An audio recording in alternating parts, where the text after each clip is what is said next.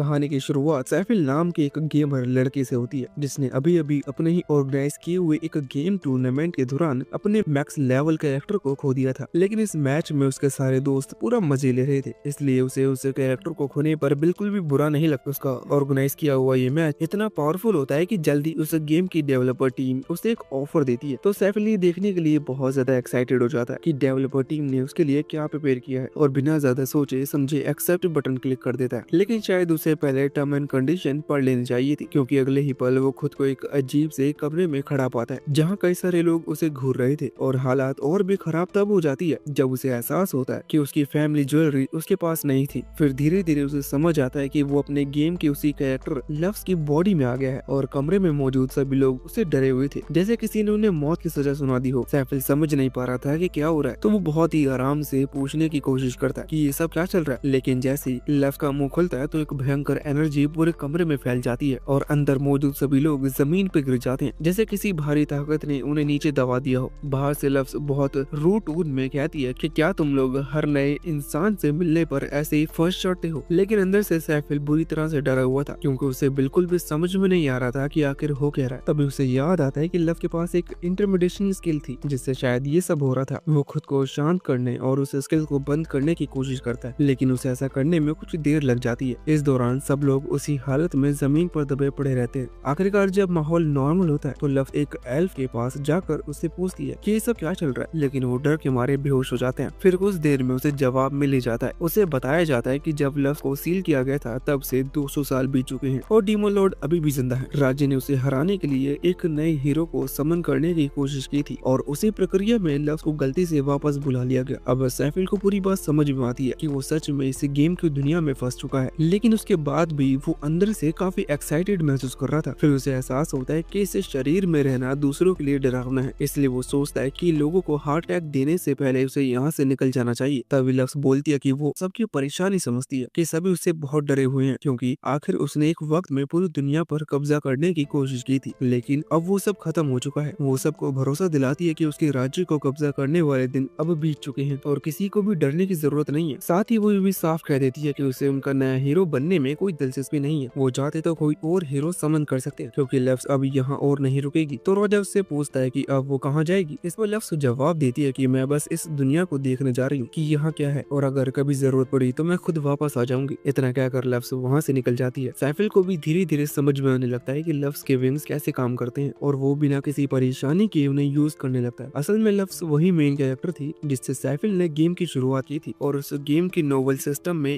ये नियम था कि प्लेयर्स द्वारा की गई सभी बड़े काम गेम की कहानी में जोड़ दिया जाता था। और सैफिल ने जितना टाइम और पैसा लव्स के ऊपर लगाया था उससे वो गेम की दुनिया की सबसे खतरनाक और डरावनी कैरेक्टर बन गई थी। वो चाहता तो हमेशा के लिए लीडर बोर्ड के टॉप पर रह सकता था, लेकिन उसे वो बहुत बोरिंग लगने लगा। इसलिए उसने एक प्लान बनाया और सारे टॉप प्लेयर्स को लाइट और डार्क के ग्रुप में बांट दिया और दोनों के बीच एक जबरदस्त वॉर शुरू करवा दी। उस वॉर का रिजल्ट ये हुआ कि लव्स को हराने के बाद बेस में सील कर दिया गया। वही सैफिल और उनके दोस्तों के लिए वो बस मस्ती थी, लेकिन उनके ऐसा करने के कारण ये दुनिया पूरी तरह तबाह हो गई थी और इसी वजह से अब इस वर्ल्ड में लव से बहुत डरते थे। और मजे की बात ये थी कि जब सैफिल और उसके दोस्त ये वॉर कर रहे थे तो उन्होंने गेम का मेन मकसद यानी कि डीमन लॉर्ड को मारना पूरी तरह इग्नोर कर दिया था, इसलिए आज तक वो जिंदा है। लेकिन अभी लव्स उसके तरफ ज्यादा ध्यान नहीं देती और उसके बाद में निपटाने का डिसाइड करती है। फिलहाल वो बस इस दुनिया को एक्सप्लोर करना चाहती है, क्योंकि अभी गेम उसकी असली रियलिटी बन चुकी थी। वो सबसे पहले अपने पुराने बेस पर जाती है। ये वही जगह थी जहाँ से उसने वॉर के दौरान सब कुछ कंट्रोल किया था। ये जगह 200 सालों के बाद भी काफी शानदार लग रही थी, बस वहाँ चारों तरफ थोड़ी धूल मिट्टी जम चुकी थी। लव्स अपने पुराने थ्रोन पर बैठ जाती है और सैफिल अपने दोस्तों के साथ बिताए पुराने मजेदार पलों को याद करने लगता है। वो सोचता है कि कैसे वो सब बेवकूफी भरी बातें करते हुए ग्रुप चैट में हंसते रहते थे, लेकिन अब उसे थोड़ा अजीब सा लगता है, क्योंकि वो सभी चैट वाली बातें ऐसा लग रहा है जैसे वो सच में हुआ हो। तभी लव्स को एहसास होता है कोई उसकी तरफ आ रहा। वो चौकन्नी हो जाती है, क्योंकि यहाँ किसी को भी नहीं होना चाहिए था, लेकिन जब वो उसे देखती है तो सामने एक नीले वालों वाली लड़की होती है जिसका नाम दीना था। वो लव्स को देखकर बहुत एक्साइटेड होती है, क्योंकि वो पिछले 200 साल से उसके पास आने का इंतजार कर रही थी, लेकिन लव्स को बिल्कुल भी याद नहीं होता कि ये लड़की कौन है। और ये जानकर दीना का दिल टूट जाता है। वो कहती है कि वो लव्स की सबसे लॉयल एडवाइजर थी और उसने इतने सालों तक वो अकेले ही इस जगह पर इंतजार कर रही थी, लेकिन इसके बाद भी लव्स को याद नहीं आता कि उसने कभी किसी एडवाइजर की मदद ली हो। फिर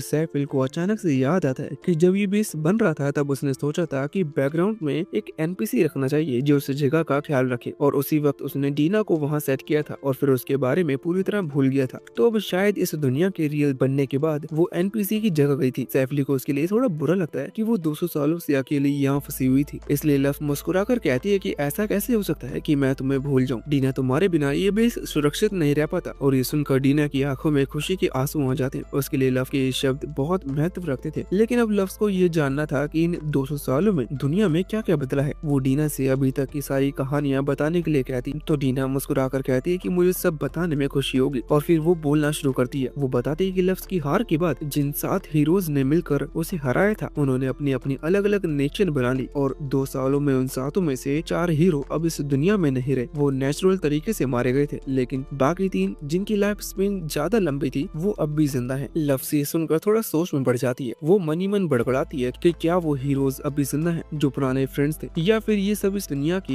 एनपीसी बन चुके हैं। वो डिसाइड करते कि जल्दी वो उन तीनों से मिलने जरूर जाएगी, चाहे वो इंसान हो या बस गेम कैरेक्टर। फिर डीना आगे बताती है कि डीमन किंग ओम अभी भी जिंदा है, और उसके जिंदा होने की एक बड़ी वजह ये भी थी कि लव को सील करने के बाद वो 7 हीरो उसे पूरी तरह हरा नहीं पाए थे। फिर वो कहते हैं कि लव की 12 हेवनली स्टार्स अब तक इस दुनिया में मौजूद, हालांकि उनमें से ज्यादातर अपने अपने रास्ते जा चुके हैं। ये वही ग्रुप था जिसे सैफिल ने बनाया था। 12 बेहद ताकतवर और रेयर मॉन्स्टर एनपीसीज जिन्हें उसने अपने अंडर रखने का सपना देखा था, ताकि उसके पास एक छोटी सी इलाइट आर्मी हो, एक ऐसी फोर्स जो कि हर कमांड पर दुनिया हिला दे। लव बिना डरे पूछती है कि क्या तुम्हें पता है कि वो सब कहाँ हैं? तो डीना तुरंत जवाब देती है कि उनमें से 6 के बारे में मुझे पता है, और उनमें से 2 ने तो शायद डीमन आर्मी ज्वाइन कर ली है। आगे वो थोड़ा झिझक कर कहती है कि शायद उन्होंने हीरो से बदला लेने के लिए ऐसा किया, क्योंकि उन्होंने ही आपको सील किया था। लव को इस सुनकर थोड़ा बुरा लगता है। वो कहती है कि क्या इतनी छोटी बात के लिए उन्होंने मेरा साथ छोड़ दिया? खैर, जब मिलेंगे तो उनकी थोड़ी क्लास लेनी पड़ेगी। हालांकि ये सोचकर उसे सुकून मिलता है कि अब उसके पास करने के लिए कुछ काम है। उसकी असली प्लानिंग तो बस दुनिया घूमने और एक्सप्लोर करने की थी, और ये पता लगाने की थी कि बाकी तीनों हीरो भी कहीं उसके जैसे प्लेयर तो नहीं। लेकिन अब उसे सबसे पहले अपने 12 हेवनली स्टार्स को वापस इकट्ठा करना होगा, क्योंकि अगर उनमें से कोई भी बेकाबू हुआ तो उसकी जिम्मेदारी उसी पर आएगी। वो डीना से कहती है कि पहले स्टार का लोकेशन बताओ। डीना तुरंत एक मैप निकालती है और सिविल नाम की जगह पर पॉइंट करते हुए कहती है कि ये एक हीरो पिछले कुछ सालों से रह रहा है, और हेवनली स्टार एरिया कहीं महीनों से उस जगह पर हमला करने की कोशिश कर रहा है। अब इतना सुनते ही लव से खड़ी हो जाती है और कहती है कि हम यहीं से शुरुआत करेंगे, और निकलने ही लगती है। लेकिन डीना उसे जल्दी से रोकती है और कहती है कि हम बिना तैयारी के ऐसे नहीं जा सकते हैं। डीना बताते है कि लव के पास तो एक सिक्का भी नहीं है, और वो खुद उसे पैसा देना चाहती है, लेकिन 200 साल में काफी चीजें बदल गई हैं, और उसका सारा पैसा बस कागज का कबाड़ा बन चुका है। तो लव मुस्कुराकर कहती है कि कोई बात नहीं, हम रास्ते में कुछ पैसे कमा लेंगे। तो डीना सिर पकड़ लेती है और कहती है कि तुम्हारे साथ कौन बिजनेस करेगा? तुम लेजेंडरी कौन कर लो, तो लोग तुम्हारा नाम सुनकर ही भाग जाएंगे। तो लव कहती है कि 2 साल हो चुके हैं, अब मुझे कौन ही पहचान पाएगा। इस पर डीना फिर कहती है कि एल्फ जैसी रेस अभी भी जिंदा है, और उन्होंने तो शायद तुम्हारे नाम पर अपने बच्चों को डराना शुरू भी कर दिया होगा। ऊपर से किंगडम ने तुम्हारी वापसी पर पब्लिक वार्निंग भी जारी की है। फिर वो सुझाव देती है कि अगर तुम्हें सच में पैसे चाहिए तो तुम्हें एडवेंचरिंग करनी चाहिए। तो लव्स को एक ट्रेड सिटी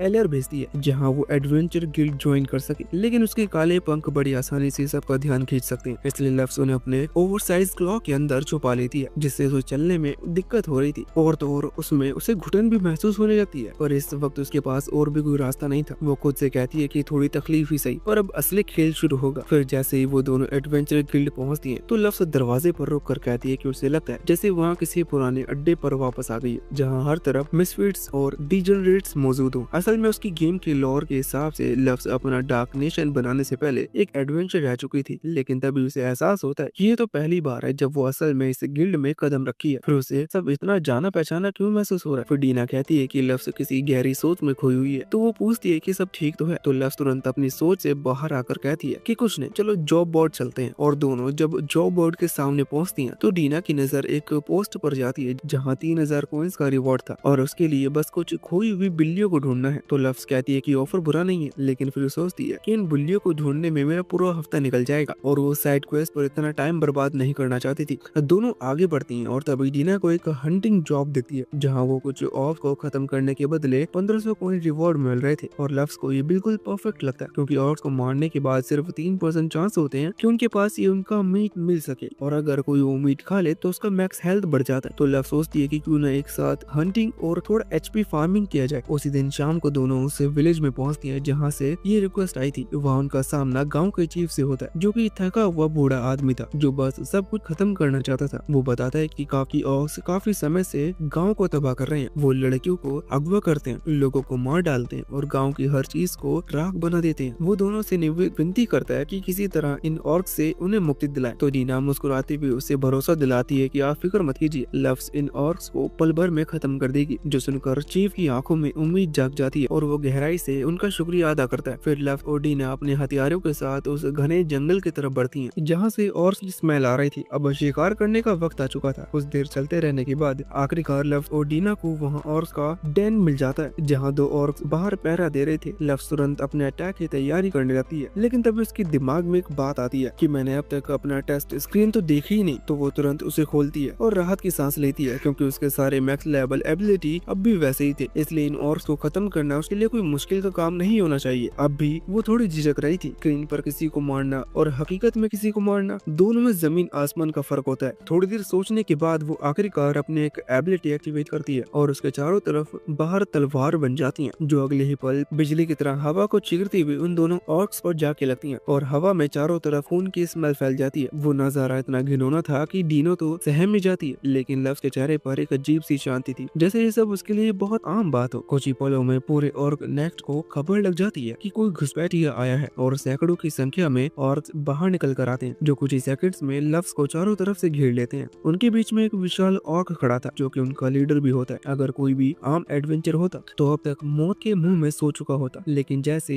ये झुंड लव्स पर हमला करने दौड़ता है तो उसे लगता है जैसे सब स्लो मोशन में चल रहे हैं। वो समझ जाती है कि उसे और तलवार बनाने की जरूरत नहीं है। वो हल्के मुस्कान के साथ अपने क्लॉक को पीछे फेंकती है और अगले ही पल गायब हो जाती है। फिर अगले ही पल सिर्फ उसकी तलवार की चमक दिखती है और उसके सिर हवा में उड़ते नजर आते हैं। कुछ ही सेकंड्स में पूरा दिन खामोश हो जाता है और लव्स धीरे से उस बड़े ऑर्क के सामने जाकर कहती है कि अरे मैंने तुम्हारी टीम को उड़ा दिया, अब तू क्या करेगा। तो वो विशाल ऑर्क गुस्से में ग्रस्त है और लव्स की ओर झपटते हुए पूरी ताकत से उसे मुक्का मारने की कोशिश करता है, लेकिन लव्स हिलती तक नहीं। उसके चेहरे पर बस एक हल्की सी मुस्कान थी। वो धीरे धीरे आगे बढ़ती है और अपने पंच से उसे हल्का सा टच करती है और एक सेकंड बाद ही उस ऑर्क के सिर में एक बड़ा छेद बन जाता है। इस तरह से वो सभी ऑर्क को बिना किसी मेहनत के मार देती है। वो वाकई बहुत ज्यादा स्ट्रॉन्ग थी, इतने की डीना भी कुछ पल तक बस उसे देखती रह जाती है। उसके बाद फिर वो आगे बढ़कर ऑर्क की लाशों को हार्वेस्ट करने लगती है। वो बहुत खुश हो जाती है जब उसे पता चलता है कि एक ऑर्क का टेंडरलॉइन अब भी सलामत है। डीना के मुताबिक ऑर्क की सारी वाइटलिटी उनके टेंडरलाइन में जमा होती है। अगर वो हिस्सा डैमेज ना हुआ हो और कोई उसे खा ले तो वो सारी एबिलिटी सीधा शरीर में ट्रांसफर हो जाती है। डीना मुस्कुराते हुए कहती है जब हम लौटेंगे तो मैं तुम्हारे लिए इसका स्पेशल मीट तैयार करूंगी। इतना कहकर वो एक के बाद एक पोर्टल्स बनाती जाती हैं और सभी और की बॉडीज उन पोर्टल में स्टोर कर लेती है। तो उसकी एबिलिटी देखकर लव थोड़ा हैरान रह जाती है। उसे पता था कि डीना के पास ऐसी एबिलिटी भी है, लेकिन वो मन में सोचती है कि अगर कभी मुसीबत आई तो ऐसी टेलीपोर्टेशन स्किल उनके बहुत काम आने वाली है। अब आगे उनका काम था ऑर्क द्वारा अगवा की गई औरतों को बचाने का। तो कुछ ही देर में वो दोनों अंदर तक पहुंच जाती हैं और वहां उन्हें दर्जनों औरतें मिलती हैं। डीना को ये देखकर बहुत ज्यादा हैरानी होती है कि सभी औरतें पूरी तरह ठीक हैं और किसी को कोई चोट नहीं लगी। तो लव कहती है कि ये तो नॉर्मल है, गेम की लॉर में लिखा था कि ऑर्क असल में औरतों के साथ बहुत अच्छा व्यवहार करते हैं, बस उनकी शक्ल बहुत खराब होती है और उनका करिश्मा स्टेज बेहद लो होता है। तो वो किसी को इम्प्रेस करने की कोशिश नहीं करते और सीधे किडनैपिंग पर उतर आते हैं। ये जानकर डीना हैरानी से कहती है कि क्या ये डरावने मॉन्स्टर भी जेंटलमैन हो सकते हैं, लेकिन लव कहती है कि जो भी हो इस बात से फर्क नहीं पड़ता, किडनैप करना भी गुनाह है। फिर वो एक विशाल रॉक फीस्ट समन करती है और पूरे गुफा पर गिरा देती है ताकि कोई और जिंदा ना बच सके। तभी डीना थोड़ा झिझकते हुए पूछती है कि क्या मैं इन लड़कियों की यादें मिटा दूं ताकि उन्हें उन बदसूरत चेहरों की याद न रहे। तो लव तुरंत ही उसकी तरफ देख कर कहती है कि रुक जाओ, तुमने इतनी कैजुअली मेमोरी वाइप करने की बात कह दी जैसे ये कोई रोजमर्रा का काम हो। वो सोच कर पूछती है कि क्या तुम सच में किसी की यादें मिटा सकती हो। तो डीना बड़े आराम से जवाब देती है कि हाँ, ये तो बहुत ईजी है, अगर मैं चाहूँ तो किसी की पर्सनैलिटी भी पूरी तरह से बदल सकती हूँ। ये जानकर लव को डीना की ये पावर थोड़ी डरावनी लगती है, पर फिर भी वो शांत होकर कहती है कि नहीं, इसकी जरूरत नहीं है। इन लोगों ने बहुत कुछ देखा है, लेकिन उन्हें इसे झेलना सीखना होगा। हमें बस इन्हें सुरक्षित गांव तक पहुंचाना है। उसके बाद वो एक गोलम समन करती है और उसे आदेश देती है कि सभी औरतों को अपनी पीठ पर बिठाकर गांव तक पहुंचाए। मिशन उम्मीद से कहीं अच्छे तरीके से पूरा हो जाता है, लेकिन लफज के मन में अभी भी एक सवाल था। वो पूछता है कि अगर ये काम इतना आसान था तो फिर किसी और ने इसे पहले क्यों नहीं लिया। तो डीना हंसते हुए जवाब देती है क्योंकि यहाँ किसी को इतना रिस्क लेने का मोटिवेशन नहीं मिलता। आगे लफज पूछता है कि क्या और के टेंडरलैंड में छिपी वाइटलिटी ही सबसे बड़ी इनाम है। तो डीना मना करते हुए कहती है कि शायद तुम्हारे टाइम में था, पर अब ये वॉरियर्स तो बस नाम के वॉरियर्स है। आगे वो पूछता है कि जानती हो इस युग का सबसे स्ट्रॉन्ग फाइटर कौन है। तो लव हल्की मुस्कान के साथ कहती है कि अगर वो इस युग का सबसे स्ट्रॉन्ग फाइटर है तो शायद मुझसे कम नहीं होगा। लेकिन डीना बताती है कि नहीं, वो बस लेवल 120 तक पहुंचा है। जो सुनकर लव्स के चेहरे से पूरा रंग उड़ जाता है। वो हैरानी से कहती है कि क्या सिर्फ 120 ही। उसे याद आता है कि उसके टाइम पर तो सैकड़ों लोग 1000 तक पहुंच चुके थे। फिर डीना हंसते हुए कहती है कि हाँ, लेकिन वो लोग पिछले युग के थे जो हर सेकंड ट्रेनिंग करते थे, यहाँ तक कि वो तो इस चक्कर में अपनी नींद भी छोड़ देते थे। वो असली खिलाड़ी थे, लेकिन अब के लोग इतने लगातार नहीं लड़ सकते। इतनी मेहनत करने से पहले ही वो मर जाएंगे। फिर लव्स वो आसमान की ओर देखती है। उसे समझ में नहीं आता कि वो जिस वर्ल्ड को जानती थी वो इतना वीक कब हो गया। लव सोचती है कि शायद उसके लिए तो ये सब एक गेम था जहाँ लेवल अप करना नॉर्मल था, लेकिन इन लोगों के लिए ये उनकी असली जिंदगी है और कोई भी अपनी जिंदगी ऐसे बर्बाद नहीं करना चाहता। उसके बाद लव और डीना वापस गाँव पहुँचती है, जहाँ गाँव वाले एक दूसरे से मिलकर बहुत खुश हो जाते हैं। वो सब औरतें जिन्हें बचाया गया था लव्स का तहे दिल से शुक्रिया अदा करती हैं। लव्स भी उन्हें खुश देखकर खुश होती है, लेकिन मन में सोचती है कि अगर इन्हें मेरी असली पहचान पता लग जाए तो शायद ये लोग बिल्कुल भी खुश नहीं होंगे। फिर गांव का मुखिया दोनों को उनका इनाम दे देता है, तो डीना उसे अच्छे से चेक कर लेती है और वहां से चलने के लिए तैयार हो जाती है। लेकिन तभी मुखिया पूछता है कि क्या सच में हम अपना बनाया हुआ गोलम रख सकते हैं। तो लव्स मुस्कुरा कर कहती है कि हाँ, अगर कभी फिर से कोई और का हमला करता है तो ये गाँव की सुरक्षा करेगा। मुखिया उसकी दयालुता देखकर इमोशनल हो जाता है और कहता है कि तो आप जरूर भगवान की दूत होंगी। लेकिन लव्स मन ही मन हंस पड़ती है। फिर जैसे ही वो लोग जाने लगते हैं तो गांव वाले उसे उसका नाम पूछते हैं ताकि अपने राक्षसों के रूप में हमेशा याद रख सके। तो लव बिना सोचे समझे अपना नाम बताने जा रही होती है, लेकिन तभी डीना उसे रोकते हुए दूसरा नाम बता देती है, जिससे लव थोड़ा छिड़ जाती है। तो डीना कहती है कि हाँ, हम ये बात पहले भी तय कर चुके हैं कि हम उन्हें अपनी पहचान नहीं बता सकते। अगर तुम्हारी असली पहचान सामने आ गई तो पूरा राज्य डरने लगेगा। अब उनके पास सफर के लिए काफी पैसे थे। वो वहाँ सीधा स्वेल जाने का डिसाइड करते हैं। हालांकि लव थोड़ी परेशान थी क्योंकि वो वहाँ एक बहुत ही खतरनाक काम के लिए जा रहे थे। उसे बाहर स्टार्स में से एक एरिस को रोकना था जो उस जगह पर हमला कर रहा था। साथ ही उसे ये भी कन्फेस करना था कि क्या उसके पुराने साथी अब भी जिंदा हैं या नहीं। इसलिए वो सबसे पहले मैग्रेस से मिलने का सोचते हैं। जैसे जैसे वो उसे शहर के पास पहुंचते हैं तो लव देखते हैं कि चारों तरफ छोटे छोटे चमकते हुए पार्टिकल्स मूव कर रहे थे। वो पूछती है कि क्या है, तो डीना बताती है कि माना के पार्टिकल्स हैं। ये जमीन इतनी अच्छी है कि यहाँ से माना निकल कर हवा में तैर रहा है। ये इस बात का सबूत है कि हम स्वेल नेशन के करीब पहुँच गए हैं। वो ये कहते हुए बहुत एक्साइटेड लग रही थी, लेकिन लव्स ने इधर उधर देखकर कहती है कि मुझे तो ये सब एक नॉर्मल वाटर टाउन जैसा ही लग रहा है। फिर वो शहर की मेन गेट की तरफ बढ़ते हैं, जहाँ एक गार्ड बताता है कि अंदर जाने के लिए उनके पास पासपोर्ट होना चाहिए और लव्स को इस बात का कोई अंदाजा नहीं था, इसलिए वो चिंतित हो जाती है कि शायद वो शहर के अंदर नहीं जा पाएंगे। लेकिन डीना बिल्कुल भी परेशान नहीं थी क्योंकि उसके पास डॉक्यूमेंट फॉर्जी की स्किल है, जिससे वो किसी भी डॉक्यूमेंट को तुरंत बना सकती है। वो सीधा गार्ड के पास पहुंच जाती है और दोनों का पासपोर्ट दिखाती है, तो गार्ड उन्हें देखकर सच मान लेता है और उन्हें शहर के अंदर जाने देने लगता है। फिर जब वो सिटी में घूम रहे होते हैं तो डीना लव को बताती है कि इस शहर की स्थापना एक बुद्धिमान एल्फ मैग्रेस ने की थी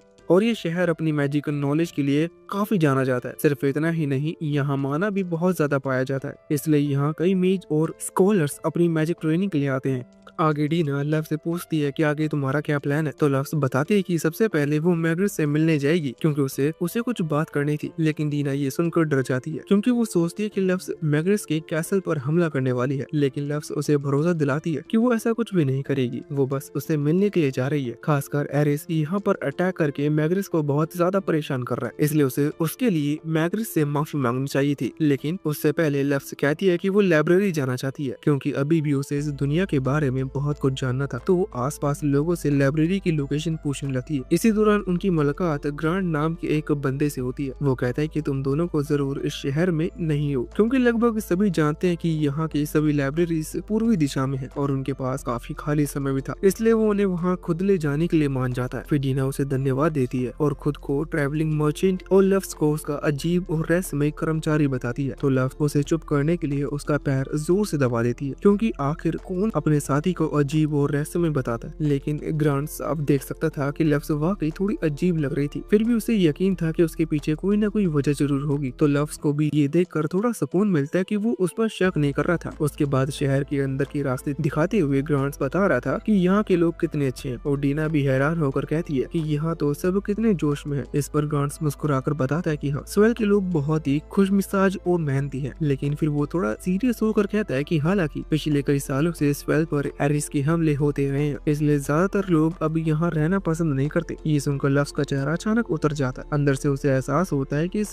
हालात के पीछे कहीं न कहीं उसकी ही गलती है। ग्रांट्स उसकी बेचैनी को नोटिस कर लेता है, मगर उसे लगता है कि वो शायद एरिक के अटैक की बात से डर रही है, इसलिए वो उसे भरोसा दिलाती है कि चिंता मत करो, शहर का डिफेंस सिस्टम को तोड़ भी नहीं सकता। फिर वो समझाने लगता है कि किसी झील से पूरा शहर गिरा है। वो असल में एक गोलेम है जिसे मैग्रिस नाम के क्रिएटर ने बनाया था, और अब तक जितनी बार भी एरिस ने हमला किया था, हर बार उस गोलेम ने ही शहर की रक्षा की है। ये सुनकर लफ्स झील को स्कैन करती है तो उसे पता चलता है कि ये सच में एक गोलेम ही है। फिर भी वो उसका लेवल 500 देखकर कुछ खास इंप्रेस नहीं होती, लेकिन उसके मिलियन एचपी पॉइंट देखकर चौंक जाती है। वो सोचती है कि अगर मैग्रिस ने इतना पावरफुल गोलेम बनाया है तो उसके पास सच में कमाल का स्किल होगा। ग्रांट फिर उन्हें शहर के मॉन्ट्रियल स्टेशन तक छोड़ने जाता है और कहता है कि यहाँ से तुम्हें ईस्टर्न स्टेशन तक पहुँचने में ज्यादा वक्त नहीं लगेगा, इसके बाद तुम्हें अकेले ही जाना होगा। तो डीना और लफ्स दोनों उसका दिल से धन्यवाद करती हैं। फिर जैसे ही ग्रांट्स जाने लगते हैं तो लफ्स चुपचाप उसका स्टेट शीट स्कैन करती है। उसका लेवल 82 था। वो सोचती है कि तकनीकी तौर पर ये बहुत बड़ा लेवल नहीं था, लेकिन इस युग के फाइटर्स के हिसाब से ग्रांट्स उनमें से काफी स्ट्रॉन्ग था। फिर डीना उसकी ओर देखती है और कहती है कि चलो अब चलते हैं, और दोनों आगे बढ़ जाते हैं जहाँ से उनकी अगली जर्नी शुरू होने वाली थी। अब जब लफ्स थोड़ा सोचती है तो उसे याद आता है कि मॉन्ट्रियल तो उसने कभी अपने ओरिजिनल गेम में देखे ही नहीं थे। ये जगह तो बिल्कुल नई लग रही थी, शायद गेम की दुनिया पूरी तरह बदल चुकी थी। फिर जब दोनों लाइब्रेरी पहुंचती है तो लफ्स सीधा हिस्ट्री सेक्शन में चली जाती है।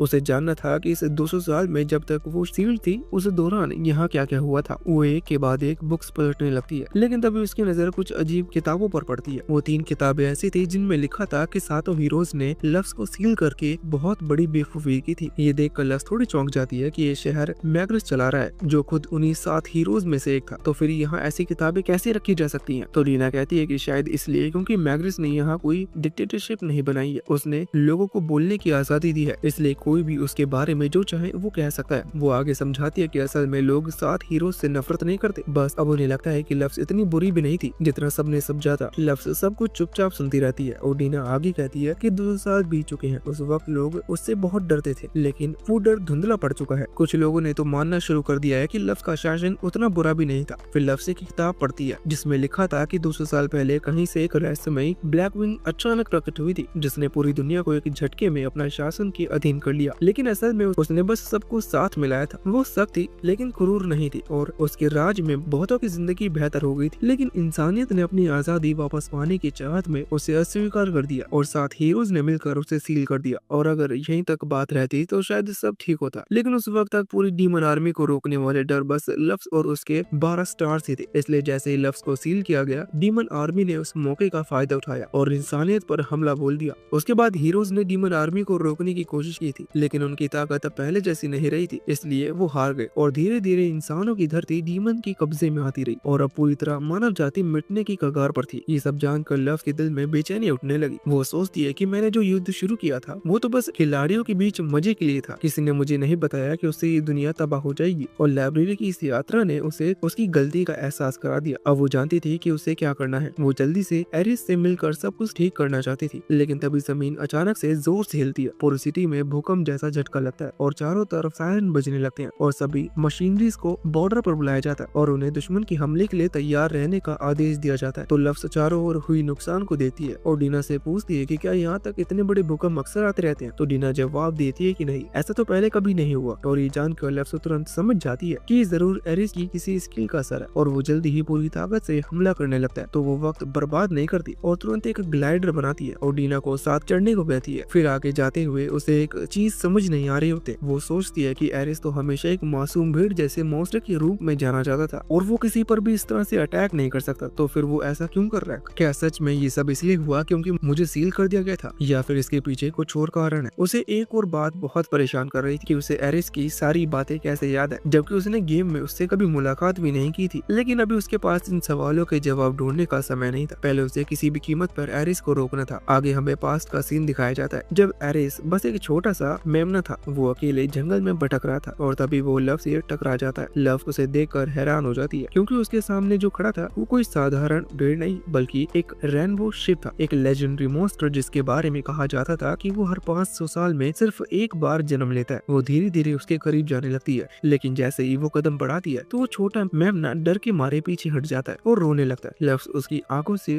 बहते आंसू को देखकर अंदाजा लगाती है कि शायद ये बेचारा जन्म से ही इंसानों और मॉन्स्टर से भागता फिर रहा है, क्योंकि उसकी ऊन का एक एक रेशा सोने से भी ज्यादा कीमती था। फिर वो उससे सीधा पूछती है कि अगर तुम्हें अपनी हालत पर इतना अफसोस है तो इन आंसुओं से क्या होगा? अगर तुम्हें अपनी ऐसी हालत पसंद नहीं तो उन लोगों के खिलाफ लड़ो जो तुम्हें सताते हैं, वरना जिंदगी भर आंसू ही बहाते रह जाओगे। उसके शब्दों में कुछ ऐसा था जिसने उस छोटे से एरिस के दिल में आग जला दी। एरिस ने अपने आंसू पूछे और उसी पर लव्स पर हमला कर दिया, जो देखकर लव्स पहले तो हैरान हुई लेकिन फिर मुस्कुरा देती है। उसे उसका ये अंदाज काफी पसंद आया था। फिर वो उसे वापस नीचे खड़ा कर देती है और कहती है कि मेरे साथ चलो, लेकिन एक दिन मैं पूरी दुनिया पर राज करूंगी और मैं चाहती हूँ कि तुम मेरा पहला साथी बनो। आगे वो पूछती है कि वैसे क्या तुम्हारा कोई नाम है? तो वो मेमना नाम है सिर हिला देता है। फिर लव्स आसमान की ओर देखती है और कुछ देर सोच कर कहती है कि अब से तुम्हारा नाम एरिस होगा। यहाँ से सीन प्रेजेंट में आती है जहाँ ग्रांट्स और उसके सिपाही पूरी रफ्तार से एरिस की फोर्स को रोकने के लिए जा रहे होते हैं, क्योंकि ये साफ था कि एरिस एक फुल स्केल अटैक की तैयारी कर रहा है। उसके बाद जैसे ही ग्रांट्स फ्रंट लाइन पर पहुंचता है तो उसके सामने मॉन्स्टर की एक विशाल सेना थी जो शहर के गेट की ओर बढ़ रही थी। उसे डर लगने लगता है कि इतने दुश्मनों को रोकना तब तक नामुमकिन है जब तक मुख्य सेना तैयार न हो जाए। और पहले आया भूकंप शायद एरिस की वॉर डिक्लेरेशन थी, क्योंकि चाहे वो उनसे कितना भी नफरत क्यों न करता, लव्स ने एक सख्त नियम बनाया था कि कोई भी बिना घोषणा किए हमला नहीं कर सकता,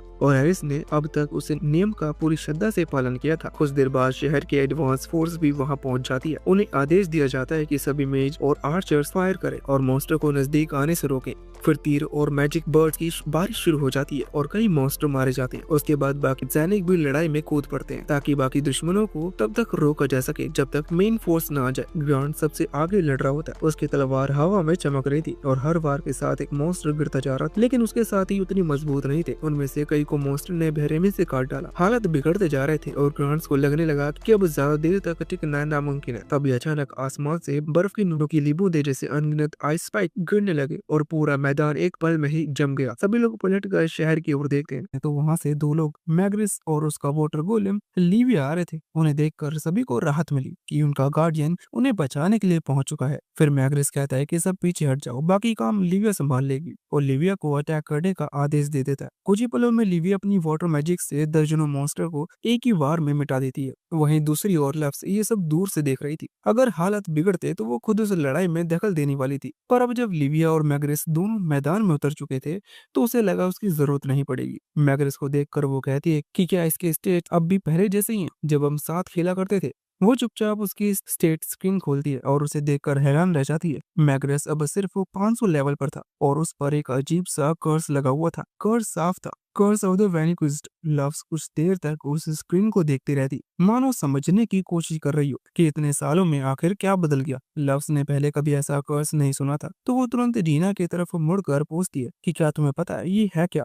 डीना थोड़ी देर तक सोचती है और कहती है कि मैंने कुछ अफवाहें सुनी थी कि जब वो पुराने हीरोज डीमन लॉर्ड को हराने में नाकाम हुए थे तो उन सब पर एक भयानक श्राप लगा दिया गया था। कहा जाता है कि उस श्राप ने उनकी ताकत का आधा हिस्सा हमेशा के लिए सील कर दिया। शायद इसी वजह से मैग्रेस अब पहले जितना मजबूत नहीं रहा, और अगर ये बात सही है तो उसका मतलब ये भी है कि अब मैग्रेस अपनी पूरी ताकत कभी इस्तेमाल नहीं कर पाएगा, और अगर उसने कर भी लिया तो लीविया जैसे ही कोई नया गोलम नहीं बना पाएगा। उन्हें अब एहसास हो रहा था कि अगर लीविया हार गई तो ये शहर सच में तबाह हो जाएगा। इसी बीच जमीन अचानक जोर जोर से हिलने लगती है और पहाड़ों की तरफ से एक बड़ा मॉन्स्टर आते हुए दिखाई देता है। वो और कोई नहीं बल्कि एरिस था। उसे देखकर सभी चौकन्ने हो जाते हैं और कुछ ही क्षणों में मैदान का माहौल फिर से युद्ध सा बन गया। एरिस और लिविया अब आमने सामने आ जाते हैं और एक दूसरे पर अटैक करते हैं। हालांकि एरिस का एलिमेंट फायर था तो मैग्रिस को पूरा यकीन था कि यहाँ वाटर गोलम लिविया ही जीतने वाली है। तभी लिविया एरिस पर वाटर स्पाइरल अटैक कर देती है, जिससे एरिस को पीछे हटना पड़ता है। लेकिन कुछ ही देर बाद वो पूरी ताकत से उस पर एक विशाल फायरवॉल अटैक कर देता है। देखने में ऐसा लग रहा था जैसे वो एरिस का अटैक चूक गया हो, लेकिन असल में एरिस का निशाना लिविया थी ही नहीं, उसका असली निशाना मैग्रिस था।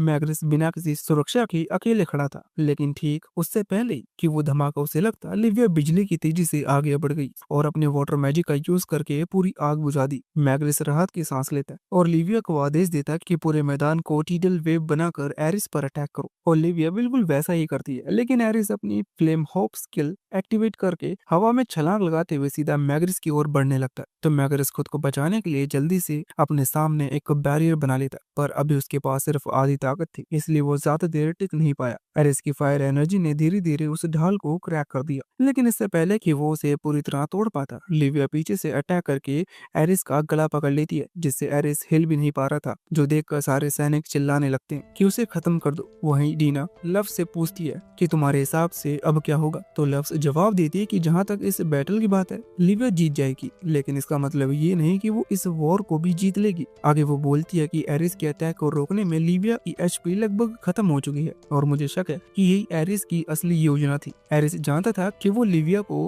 1v1 बैटल में नहीं हरा सकता, इसलिए उसने एक अलग स्ट्रेटजी बनाई। वो लगातार उस पर अटैक करता रहा, जिससे धीरे धीरे उसकी हेल्थ कम हो गई, और अब वो उसके पीछे हटने का इंतजार कर रहा है ताकि उसे दोबारा हमले करने का मौका मिल सके। लव्स उसकी इस योजना से काफी इम्प्रेस हुई थी। उसे उम्मीद नहीं थी कि एरिस इतना लॉजिकल सोच पाएगा। वो जान चुका था कि लिया अपने भारी शरीर के कारण पीछे हटते हुए दुश्मन का पीछा नहीं कर सकती। इसका मतलब ये था कि अगर वो ऐसे ही अटैक करता रहा तो आखिरकार जीत उसी की होगी। लेकिन लव्स उसे ऐसा करने नहीं दे सकती थी, क्योंकि अगर एरिस ने सच में लिविया को डिस्ट्रॉय कर दिया तो शहर की सारी उम्मीदें खत्म हो जाएगी। इसलिए वो खुद मैदान में उतरने का फैसला करती है। अगले ही पल वो डीना का हाथ पकड़कर मैदान में जंप कर देती है। वहीं एरिस अपने अगले पावरफुल ब्लास्ट की तैयारी कर रहा था। तभी अचानक लव्स हवा में घूमते हुए उसे एक जबरदस्त किक मारती है और उसे पहाड़ों के पार फेंक देती है, जो देखकर पूरा मैदान, सैनिक, मैग्रिस और यहाँ तक कि डीना भी, सबकी आंखें फटी रह जाती हैं। वो भयानक मॉन्स्टर जिससे लिविया भी लगभग हारी गई थी, वो बस एक ही बार में उड़ता हुआ दूर जाके गिरता है। मैग्रिस सोच में पड़ जाता है कि आखिर ये है कौन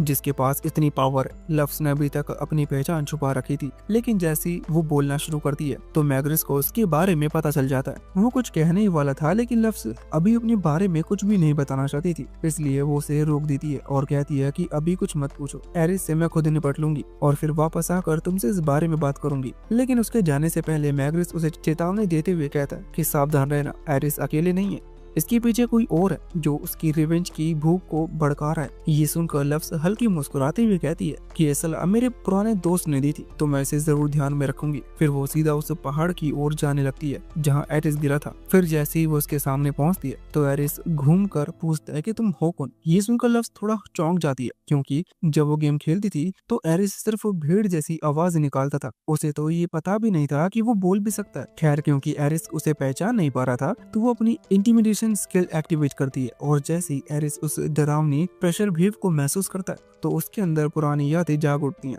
वो उस एहसास को पहचानता है जो उसे अपने मास्टर से मिला था, लेकिन फिर भी वो लव्स पर यकीन नहीं करता, क्योंकि उसके हिसाब से लव्स तो बहुत पहले ही मर चुकी थी। लव्स खुद भी पूरी तरह पक्की नहीं थी कि क्या वो ओरिजिनल लव्स मानी जाएगी या नहीं, क्योंकि वो रेनकार्नेट होकर यहाँ आई है। पर एक बात तो तय थी कि ये शरीर लव्स माफल का ही था, क्योंकि वो सचमुच लव्स जैसी दिख रही थी। पर वो खुद को समझता है कि नहीं, ये एक झूठी है, मास्टर कभी वापस नहीं आ सकती, और वो पूरे जोश जुटाकर फुल पावर में अटैक करने के लिए तैयार हो जाता है, जो देखकर लव्स एक्साइटेड हो जाती है। कई सौ साल में ये पहला मॉन्स्टर था जो शायद उसका वार झेल पाएगा। उसके लिए ये एक रियल फाइट थी। एरिस पूरी ताकत से उस पर चार्ज करता है, जिससे जमीन कांप उठती है और कुछ 100 मीटर तक वो लव्स को पीछे धकेल देता है। पर फिर अचानक से लव्स एक ही हाथ से उसे बहुत आसानी से रोक देती है और हंसते हुए कहती है कि 200 साल में तुमने काफी तरक्की कर ली है। फिर एरिस और जोर लगाता है, लेकिन लव्स हिलती भी नहीं। वो उसे देखकर बोलती है कि तुम कितने प्यारे लगते हो जब तुम इतनी कोशिश करते हो, चलो मैं तुम्हारी मेहनत का इनाम देती हूँ। और अगले ही पल लव्स उसका सिर पकड़कर हवा में उठा लेती है और फिर वो उसे ऊपर सीधा आसमान में उछाल देती है। पर लव्स का खेल अभी खत्म नहीं हुआ था, तो वो खुद उड़ चलकर उसके ऊपर पहुंच जाती है और कहती है कि अब थोड़ा पेंटिंग कर लेते हैं। और इसके बाद उसने उसे ऐसा जोरदार पंच मारा जैसे 10 टन का ट्रक टकरा गया हो, जिससे एरिस सीधा जमीन की तरफ गिरने लगता है। पर उसके नीचे पहुंचने से पहले लव्स नीचे आकर फिर से उसकी चिन पर एक जोरदार पंच मारती है और एरिस फिर से ऊपर जाने लगता है। और यह गेम देखकर सभी लोग काफी दंग रह जाते हैं, क्योंकि उन्होंने ऐसी ओवरवेलमिंग पावर कभी नहीं देखी थी। आखिरकार लव्स काफी जोर से एरिस को जमीन पर पटक देती है, जिससे उसकी बहुत बुरी हालत हो गई थी। लेकिन कहानी यहीं भी खत्म नहीं होती। एरिस का शरीर अब नीली आग जैसे जलने लगता है। ये उसका स्ट्रॉन्गेस्ट अटैक था। तो लव्स कहती है कि चलो अब देखती हूँ कि तुम्हारे पास क्या बचा है। एरिस पूरी ताकत से उसकी तरफ चार्ज करता है और लव्स भी मुस्कुराते हुए उसकी ओर बढ़ जाती है। और अगले ही पल वहाँ एक बहुत बड़ा धमाका होता है, जो मीलों दूर से देखा जा सकता था। फिर जब धूल साफ हुई तो सभी ये देखकर हैरान रह जाते हैं कि लव्स फिर से एरिस के वार को सिर्फ एक ही हाथ से रोक चुकी थी। इतना ही नहीं, वो बस अपनी उंगली से उसे चट्टानों के पार फेंक देती है और उससे पूछती है कि क्या तुम्हें अब भी शक है कि मैं असली लव्स नहीं हूँ। तभी एरिस अचानक से बाहर आता है और जंप करते हुए इंसानी रूप में बदल जाता है और लव्स के गले लगकर माफी मांगते हुए कहता है कि मास्टर माफ करना, मैंने आपको पहचानने में गलती कर दी। यहाँ लव्स थोड़ी हैरान रह गई। उसे पता था कि एरिस का ह्यूमन फॉर्म है, पर उसने उसे कभी इतना फैन बॉय टाइप का नहीं बनाया था। फिर अचानक उसे अपना पुराना ग्रुप चैट याद आता है, जहाँ वो और उसके दोस्त मजाक में एरिस को फैन बॉय डिजाइन देने की बात कर रहे थे और उसने भी हाँ कर दी थी। लगभग 20 मिनट तक लगातार माफी मांगने के बाद एरिस आखिरकार शांत हो जाता है। तो लव्स उसका स्टेटस स्क्रीन देखती है। उसका लेवल तो वही था जो गेम के वक्त था, लेकिन उसकी एबिलिटी में काफी सुधार आ गया था। शायद ये 200 साल तक उसकी मेहनत का नतीजा था। फिर लव्स कहती है कि मैंने अपनी वारा हेवनली स्टार्स को वापस लेने आई हूँ और तुम मेरे पहले स्टार हो, तो उसके लिए ना मत कहना। ये सुनकर एरिस की आंखों में चमक लौट आती है और वो कहता है कि मुझे खुशी है कि आप पहले मुझे लेने आई। मैं दोबारा आपके साथ रहने के लिए तैयार हूँ। लेकिन पहले वो कुछ चीजें जानना चाहता था। वो जिज्ञासा से पूछता है कि मास्टर, वो नीले बालों वाली औरत कौन थी?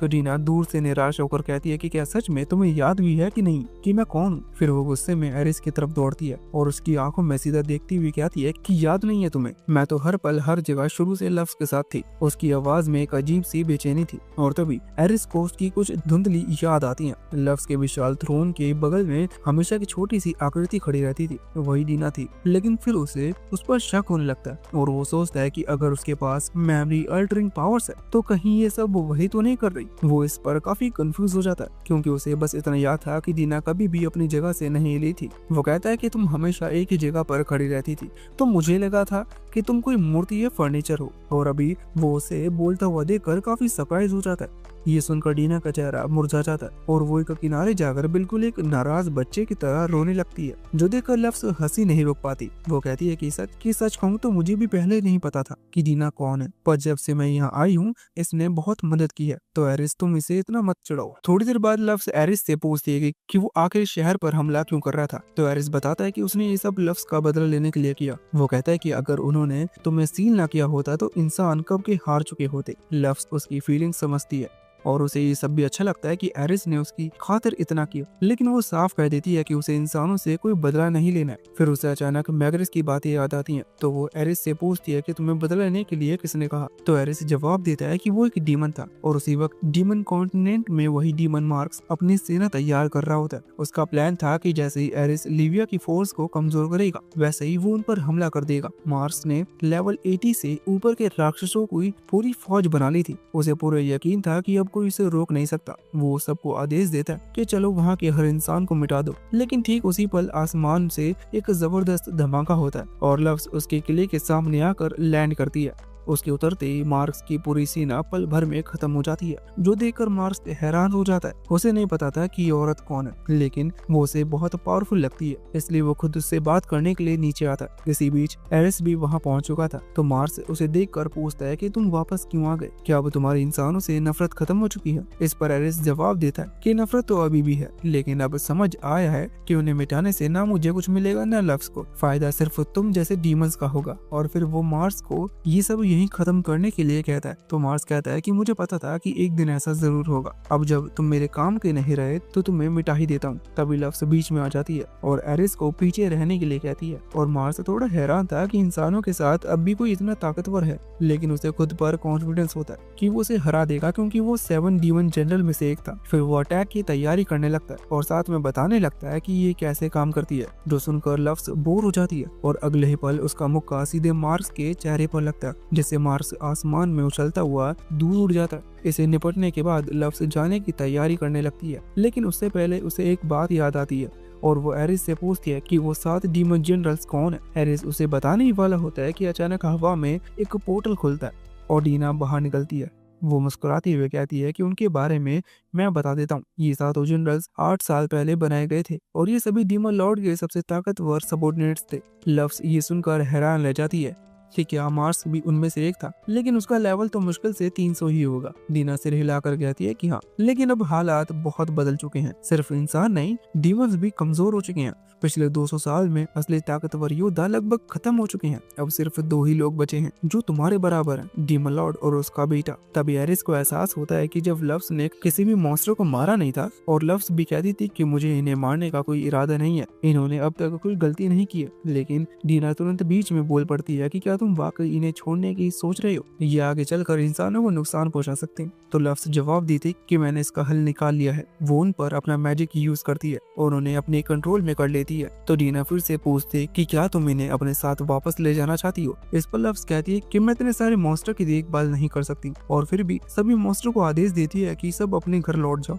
और तब किसी इंसान पर हमला मत करना। उसके आदेश के साथ ही सारे मॉन्स्टर वहाँ से जाने लगते हैं और उसका काम यहाँ पूरा हो चुका था। तो वो वापस स्लेव सिटी जाती है और जैसे ही वो वहाँ पहुँचती है तो मैग्रिस उसे देखकर राहत की सांस लेता है। लव्स बताती है कि एरिस अब कंट्रोल में है और जो डीमन जनरल इससे सबसे पीछे था वो भी खत्म हो चुका है। ये सुनकर मैग्रिस की आंखों में पहली बार सुकून झलकता है। फिर वो पूछता है कि और उन मॉन्स्टर का क्या हुआ जो मार्स के नियंत्रण में थे? तो लव्स जवाब देती है कि अब वो किसी के लिए खतरा नहीं बनेंगे। उसके बाद कहता है कि अब मुझे कोई शक नहीं रहा, तुम वही हो। और फिर वो उसे अपने साथ चलने के लिए कहता है और यहाँ सेफली जो लव्स के शरीर में है उसके दिल की धड़कन तेज हो जाती है। वो सोचता है कि क्या ये वही गेम वाला मैग्रिस है। उसे याद आता है कि वो दोनों बहुत अच्छे दोस्त थे। वो मन ही मन उम्मीद करता है कि सामने वाला मैग्रिस वही पुराना साथी निकले। जैसे ही मैग्रिस वापस कासल के अंदर जाता है तो सेवल के नए नोबल्स उसके आसपास इकट्ठा हो जाते हैं और सभी उसकी हालत देखकर चिंता करने लग जाते हैं। उसकी बातें सुनकर डीना को साफ महसूस होता है कि वो बस दिखावा कर रहा है। वही मैग्रिस बिना कुछ कहे वहाँ से निकल जाता है। वो उनसे बहुत निराश था क्योंकि वो लोग जिन्हें सिटी के लोगों की रक्षा करनी चाहिए थी वो सिर्फ खुद को बचाने में लगे हैं। मैग्रिस बिना कुछ बोले लव्स बाकी सभी लोगों को अपने ऑफिस की तरफ ले जाता है और कहता है कि तुम यहाँ अपने असली रूप में रह सकती हो। तो लव्स चुपचाप सिर हिलाती है और अपने पंख फैला लेती है, जो देखकर मैग्रिस बहुत हैरान रह जाता है। लेकिन लव्स के मैग्रिस का चेहरा देखकर काफी उदास हो जाती है क्योंकि वो उससे काफी डर रहा था, जैसे उसे पुराना कुछ याद ही नहीं है। इसका मतलब था कि इस दुनिया में शायद लव्स सच में अकेली थी। वहीं मैग्रिस लव्स का उतरा चेहरा देखकर समझ जाता है कि लव्स शायद उसकी हालत देखकर निराश है। फिर वो उससे पूछता है कि क्या तुम बदला लेने आई हो क्योंकि हमने तुम्हें सील कर दिया था। इस पर लव्स जवाब देती है कि नहीं, मेरा लौटना सिर्फ एक इत्तेफाक है। इंसानों ने किसी हीरो को समन करने की कोशिश की थी लेकिन गलती से मैं आ गई। फिर लव्स को एहसास होता है कि शायद मैग्रिस के दिल में अब भी गिल्ट है। उसे लगता होगा कि अगर उसने और बाकी हीरोज ने लव्स को सील नहीं किया होता तो डीमंस बहुत पहले ही हार चुके होते। लोग आज भी उसे हीरो कहते हैं लेकिन वो अंदर से खुद को अपराधी मानता है। शायद इसलिए वो इतने सालों से खुद को सजा दे रहा है। उसके बाद लव्स उससे कहती है कि पुरानी बातों के लिए खुद को कोसने का कोई मतलब नहीं है। सच्चाई तो ये है कि तुमने उस वक्त एक बेहद ताकतवर दुश्मन को हराया था, इसलिए तुम्हें आगे भी वही रास्ता चुनना चाहिए जो तुम्हें सही लगे। मैग्रिस उसकी बात सुनकर पूछता है कि तुम इतने दयालु कैसे हो सकती हो? हमने ही तुम्हें सील किया था, तुम हमें माफ कैसे कर सकती हो? असल में सेफिल जो लव्स के शरीर में है उसके मन में कोई नफरत नहीं थी क्योंकि वो जंग तो बस गेम का हिस्सा ही था, इसलिए उसने कभी कुछ महसूस ही नहीं किया था। लेकिन फिर भी वो कहता है कि अगर तुम और बाकी लोगों ने मेरे खिलाफ उठ खड़े होने का फैसला किया था तो उसी की वजह से मैं थी, क्योंकि शायद मैं एक अच्छी शासक नहीं बन पाई। तो मैग्रिस कहता है कि नहीं, ये सब नहीं है, जो हमने किया उसके लिए मुझे सजा मिलनी चाहिए। लेकिन लव्स ऐसा बिल्कुल भी नहीं मानती थी। वो कहती है कि भले ही जो कुछ हुआ वो पास्ट है, लेकिन तुम अब भी इस देश के हीरो हो, तो तुम्हें सिर ऊंचा रखकर जीना चाहिए। और यहाँ मैग्रेस पुरानी यादें याद करने लगता है, जब सभी दोस्त लोग साथ में काफी मजे करते थे। और फाइनली वो लव्स की बात मान ही लेता है। उसके बाद लव्स अपनी मैजिक से लिविया की खोई हुई एचपी लौटा देती है, तो मैग्रेस उसे उसके लिए धन्यवाद कहता है और लिविया वापस पानी में चली जाती है। वहीं लव्स एरिस के लिए माफी मांगती है, लेकिन एरिस अब भी मैग्रेस को बिल्कुल पसंद नहीं करता, इसलिए वो माफी मांगने से भी मना कर देता है। फिर मैग्रेस पूछता है कि अब तुम क्या करने वाली हो। इस पर वो जवाब देती कि मैं अपना सफर जारी रखूंगी जब तक कि मैं अपनी 12 स्टार्स वापस हासिल नहीं कर लेती। तो रीना बताती है कि अगली बार लिब्रा की है, जो कि ब्लैक विंड ग्रेव की गार्ड है। फिर लक्स पूछती है कि ये ब्लैक विंड ग्रेव क्या है, तो रीना उसे समझाती है कि जब तुम्हें सील कर दिया गया था तो लोगों ने मिलकर तुम्हारी याद में दुनिया की सबसे बड़ी ग्रेव बनाई। उसकी सबसे ऊपरी मंजिल पर तुम्हारे सारे पुराने ट्रेजर्स और लूट रखे गए हैं और लिब्रा को उन्हें सुरक्षित रखने की जिम्मेदारी दी गई है। आगे लफ्स पूछती है कि तुम इतने बेवकूफ कैसे हो सकते हो जो एक ग्रेव लूटने के लिए लिब्रा से लड़ने की कोशिश करते हैं। तो मैग्रेस बताता है क्योंकि इस दुनिया में हथियारों की पावर भी गिर चुकी है और अब बस तुम्हारे ग्रेव में ही लेजेंडरी वेपन्स बचे हैं और इंसान बेताबी से उन हथियारों को पाना चाहते हैं ताकि डीमन आर्मी से लड़ सकें, लेकिन लिब्रा की वजह से वो ऐसा नहीं कर पाते हैं। अब लफ्स को समझ आ रहा था कि ये सब लफ्स के लिए कितना मुश्किल रहा होगा। मैग्रेस फिर कहता है कि जब तुम अपना ट्रेजर हासिल कर लो तो जो सामान तुम इस्तेमाल नहीं करना चाहती हो वो वहीं छोड़ देना, इससे हमारी मदद हो जाएगी। तो लफ्स उसके लिए भी मान जाती है और उनके जाने से पहले मैग्रिस कहता है कि मेरे पास तुम्हारे लिए कुछ है। फिर वो अपने मैजिक से लव्स के पंख गायब कर देता है और इतना नहीं, वो एक नया आउटफिट भी तैयार करता है जिससे लव्स को चलने में काफी आसानी लग रहा था। और जाने से पहले लव्स एक बार फिर गॉन को ढूंढने जाती है। ये वही लड़का था जिसने उसे पहले मदद की थी। गॉन पहले तो थोड़ा कंफ्यूज हो जाता है कि इतनी खूबसूरत औरत उससे बात क्यों कर रही है, लेकिन तभी लव्स धीरे से अपने गॉगल्स उतार दिया तो गॉन को यकीन नहीं होता कि जिस इंसान की उसने मदद की थी वो इतनी खूबसूरत थी। फिर लव्स कहती है कि वो तो बस उसे शुक्रिया बोलने के लिए आई थी।